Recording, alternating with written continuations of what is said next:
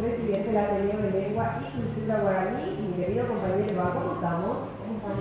Sí, un saludo cordial a la audiencia y estamos acá para compartir contigo esta hermosa mañana, como decía en la víspera del Día de la Virgen de Catupe. Lo que hoy es, de hecho, la festividad más grande en materia religiosa en nuestro país, la festividad mariana. Empieza con la leyenda del indio José, que vivía en lo que actualmente sería la zona de Catupe, cerca de Tomatí.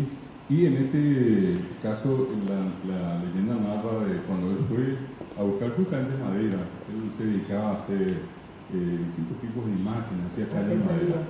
Y bueno, y dice que a la vuelta, ya retornando, se cruzó con, o por lo menos percibió la presencia de unos otros indígenas, Bayá, por lo que normalmente ellos no se llevaban muy bien. Y entonces él comienza a huir. Y en la huida encuentra un árbol bastante grande, se pone detrás del árbol a esconderse allí y allí él eleva una oración, una plegaria a la Virgen María, diciéndole que si es que él se salvaba de esa situación bastante desesperada, él iba a hacer dos imágenes, o las que pudiera en este caso, perdón, de la madera que en este caso le servía de cobertura. Y así ocurrió, que antes los indígenas ya pasaron, no lo vieron, y dice que él fue y al día siguiente volvió, tomó la madera y consiguió hacer dos imágenes, una pequeña y una más grande. Una que dejaba ahí. Exactamente, y la otra que después pasó a hacer la que hoy conocemos, particularmente la que está en Catupe, ¿verdad? Y bueno, allí principia... ¿Eso en qué tiempo? Se calcula en 1600 más o menos. Una fecha exacta no hay, pero 1600. 1600, perdón. Y la iglesia, el Tupado Tuyá, ¿cómo se le llama? Se había inaugurado el 8 de diciembre de 1765. 1765. Después tuvo una serie de refacciones en distintos años y se derrumbó para construir la actual Basílica Menor con el nombre que hoy tiene. Eso fue en el año 1980, para ser más exacto, 4 de noviembre de 1980 fue el momento que comenzó la construcción. O sea, en este caso el derrumbe y obviamente luego la construcción de la que hoy conocemos como Basílica. De hecho, cumplen 50 años, la diócesis de Catupe cumple 50 años en este año, en una fiesta especial. Por supuesto, y bueno, y desde ese punto de vista, un poco haciendo el recorrido, eso fue generando, así como ocurrió con José, ¿verdad? Que recibió en este caso la ayuda, el milagro de la Virgen, eso hizo que la tradición continuase, y hasta hoy nosotros vamos a ver una inmensa cantidad de gente que hace promesas a la Virgen de Catupe, y llegada a esta fecha la costumbre de ir, en muchos casos a pie. Algunos lo hacen desde su respectiva comunidad, pero he visto gente que viene de muy lejos.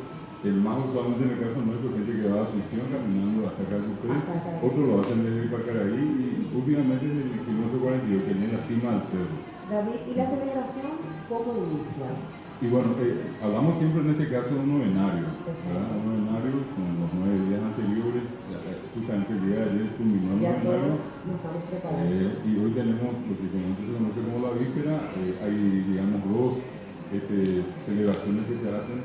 Una creo que esta mañana le tocó a Monseñor Nuno Valenzuela, luego de la tarde Monseñor Jiménez, y mañana es el cardenal enviado por el Papa, ¿verdad?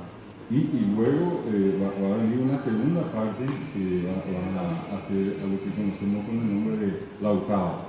Es decir, tenemos un mes prácticamente de mucha tradición vinculada a la Virgen de Catupe. Vemos en eso una serie de prácticas, desde la caminata a las figuras así emblemáticas de niños, jóvenes, adultos vestidos con los colores de la Virgen, los promeserios. Entonces, muchas otras cosas. Yo creo que esos son, digamos, un poco los ingredientes así más tradicionales en la fiesta de Catupe. Y la manera de cumplir las promesas también, el de caminar tantos kilómetros, el de ir de rodillas, exactamente. Eso nos hace rato que no veo, pero sí Hay gente una que cosa lleva- que se alquilaba también. Sí, Muy gente que- sacrificado eso. Por supuesto, y estamos hablando inclusive de gente que hace los 500, Sí. 400, 200 metros, bastante retirado de rodillas. Y el de tener las piedras en la cabeza también. O la corona de espinas. O la corona de Llevan, espinas, sí. he visto el caso, mucha gente ha visto también gente que llevan las cruces de madera bastante grandes. Recuerdo el caso de un señor que iba de Luque, que cada año llevaba la cruz a la espalda. Y eso está vinculado siempre también con los 7 años, ¿verdad? Es decir, el que hace una promesa no va a llevar Sí, por así 7 tiene que años. cumplir por 7 años. 7 es un número, si se quiere, misterioso y a la vez cabalístico y que tiene mucha vigencia en muchas tradiciones, porque en Semana Santa también la gente visita 7 iglesias, ¿verdad? También, En los 7 sacramentos, es decir, está vinculado con una serie de, digamos, de cuestiones emblemáticas de la iglesia. Y después la manera de llegar también hoy día en bicicletas, que también es a mí lo que me gusta que le estimula a la gente, porque esto no es un hobby, es justamente van para cumplir justamente con una promesa, con un milagro, y de reunirlas a tantos jóvenes y sumarse, ¿verdad? Eso es importante. Se ve mucha devoción que está impregnada en el pueblo paraguayo, porque hay que decir algo, la iglesia pasa por uno de esos momentos de descreimientos más fuertes, muchos escándalos a nivel sacerdotal de los obispos, pero igual se sigue viendo mucha gente y se nota que realmente el Paraguay tiene una devoción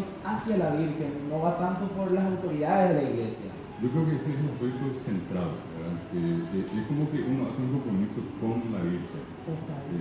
Obviamente están las figuras intermediarias que serían los sacerdotes, en fin, o cualquier otra autoridad o figura de la iglesia, pero el trato es personalísimo, ¿verdad? Claro. Y allí es donde nosotros vamos a ver a gente que pueda ir hoy o el año anterior o el que viene y bueno, quiero pasar el curso, tengo un problema laboral, o no tengo trabajo, quiero trabajo, o las situaciones más difíciles, aquellas que pasan con la enfermedad.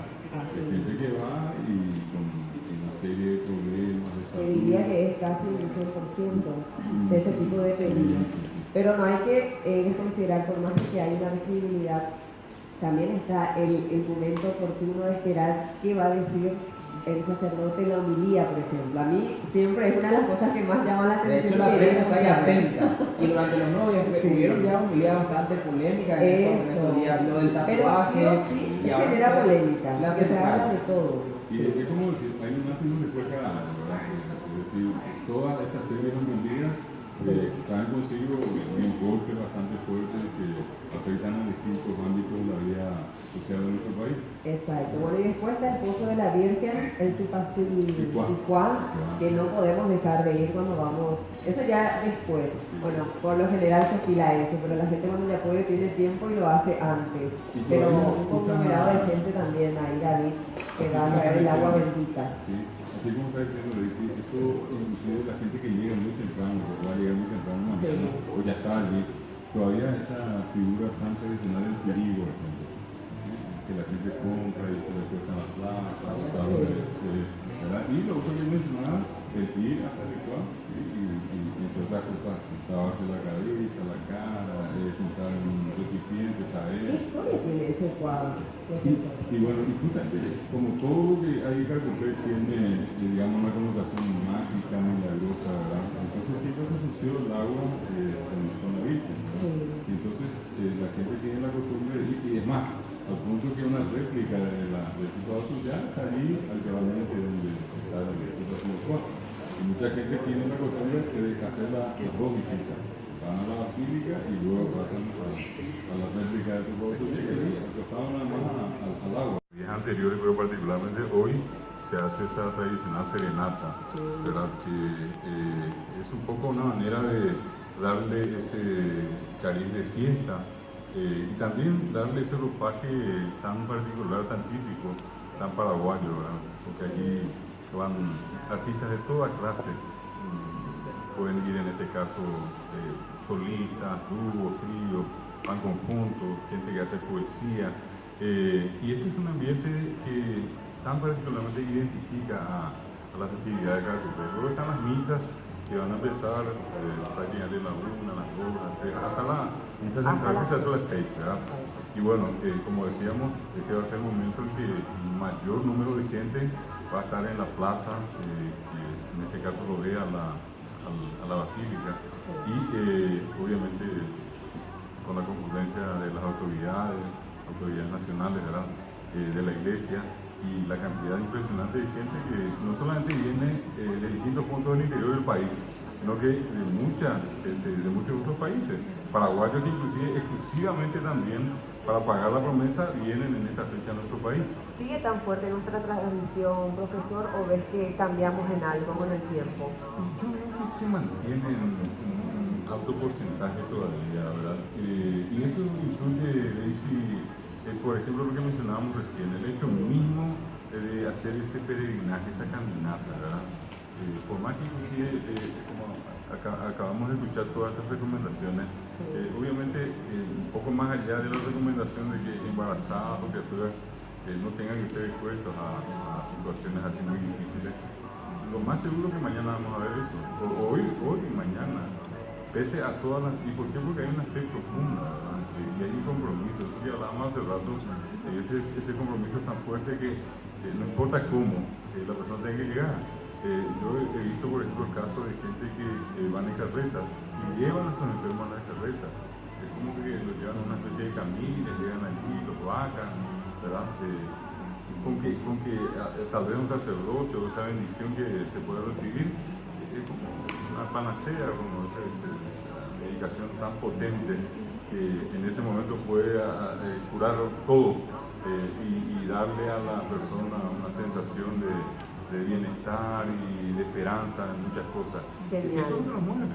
Bueno, perfecto. Muchísimas gracias por compartir con nosotros en esta víspera, como bien decíamos, y traer todo tu aporte para seguir potenciando un poco de la historia y de la tradición de fe que tenemos realmente los paraguayos hacia nuestra virgencita de Catupe. Gracias. Gracias, Daisy. Un saludo cordial a todos.